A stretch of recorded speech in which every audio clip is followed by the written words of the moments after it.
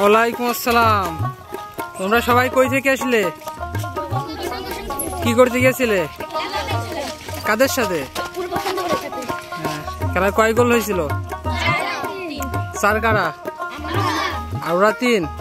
তোমরা জিতে গেছো 1 গোলের ব্যবধানে। আসসালামু আলাইকুম প্রিয় দর্শক, স্বাগতম স্বপ্নের দিগন্তে। হঠাৎ আজ দুপুরে আমাদের মাঠের রাস্তায় দেখা হয়ে গেল কিছু ফুটবল খেলা শেষ করে বাড়ি ফেরা বাচ্চাদের সাথে। তারা সবাই শ্রীরামপুর গ্রামে। বলল আজ খেলতে গিয়েছিলাম পূর্ব বসন্তপুরের সঙ্গে। গায়ে ঘাম, পায়ে ক্লান্তি, কিন্তু মুখ ভরা হাসি। আমরা একটু থামালাম তাদের, জানতে চাইলাম কেমন হলো আজকের ম্যাচ।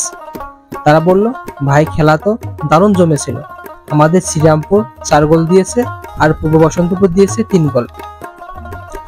একেবারে শ্বাসরুদ্ধকর ম্যাচ।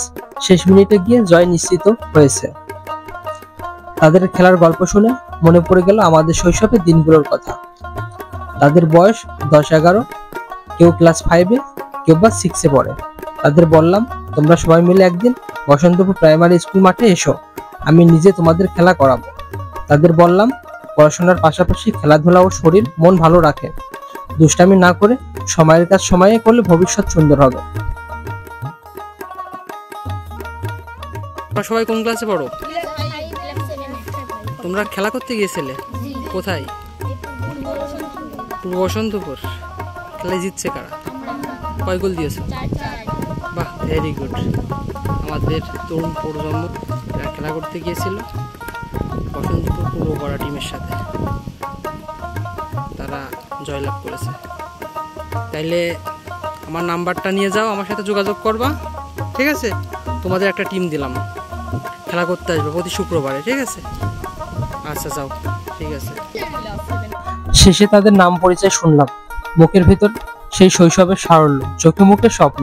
বন্ধুরা, আপনাদের যদি এমন শৈশবের স্মৃতি থাকে, ফুটবল খেলার গল্প থাকে, তাহলে কমেন্টে জানাতে ভুলবেন না।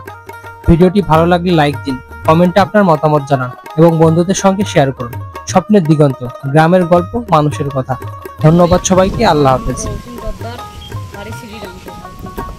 আমার নাম আবির, ক্লাস 4 পড়ি।